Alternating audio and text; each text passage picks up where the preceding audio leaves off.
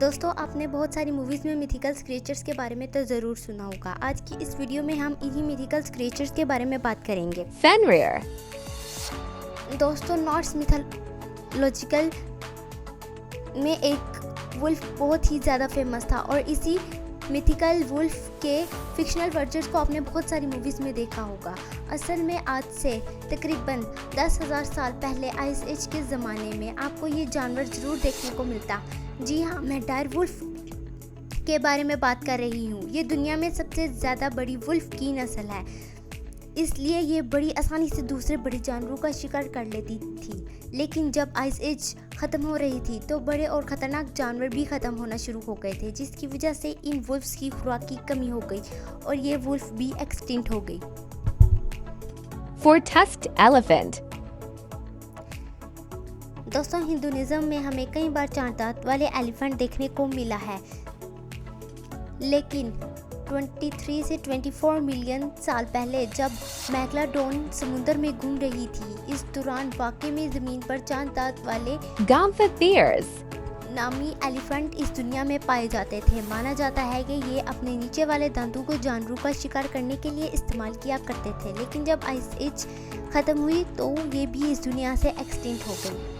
Mapingwari, काफ़ी सालों से अमेज़न जंगल में रहने वाले लोग एक Mapingwari, नामी मॉन्स्टर को देखने का दावा करते हैं। ये लोग बताते हैं कि इस मॉन्स्टर की सिर्फ एक ही आंख है और इसका मुंह इसके पेट में है और इस जानवर का काम अमेज़न जंगल को प्रोटेक्ट करना है। लेकिन साइंटिस्ट के मुताबिक ये क्रिएचर सिर्फ मिथिकल ही हो सकता है, लेकिन हम सब जानते हैं कि अमेज़न जंगल में आइस एज के टाइम में हकीकत में इस तरह का जानवर एग्जिस्ट किया करते थे, जो कि इस मॉन्स्टर की तरह ही चलते थे और इनका साइज एलिफेंट के जितना होता था। और हम ये भी जानते हैं कि आइस एज के ख़त्म होते और इंसानों की हंटिंग की वजह से ये जानवर कई हज़ार साल पहले ही एक्सटिंक्ट हो गए थे। Griffin, इनका जिक्र तो 5,000 साल पहले से ही चलता आ रहा है और फिर इनको हर मिथिकल मूवीज़ में भी देखा गया है। असल में शुरुआत से ही हम इंसानों का मानना है कि लायन ज़मीन के एनिमल्स का बादशाह और वहीं पर ईगल आसमानों के एनिमल्स का बादशाह है। इसलिए जब पुराने लोगों को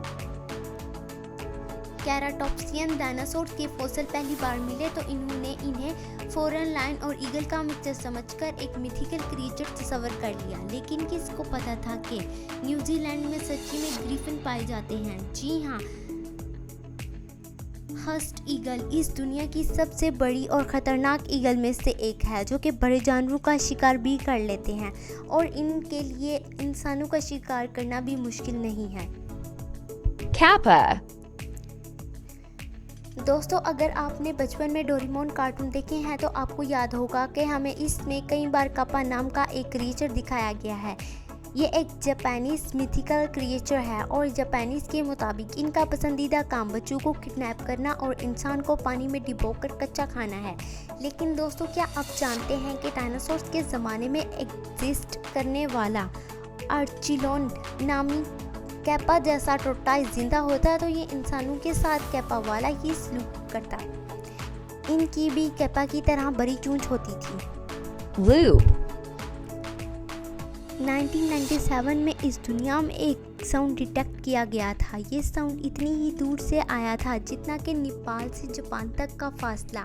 तो लोगों ने इसको किसी क्रिएचर यानी बिल्लू जैसे क्रिएचर को तस्वर करना शुरू कर दिया था, लेकिन लोगों ने इसे मिथिकल क्रिएचर यानी ब्लू जैसा क्रिएचर तस्वर करना शुरू कर दिया था। लेकिन साइंटिस्ट का मानना है कि ये किसी ऐसी आवाज़ एक डीप सी क्रिएचर ही निकाल सकता है और इतनी आवाज़ निकालने के लिए किसी क्रिएचर को ब्लू व्हेल से 100 गुना ज़्यादा बड़ा होना चाहिए।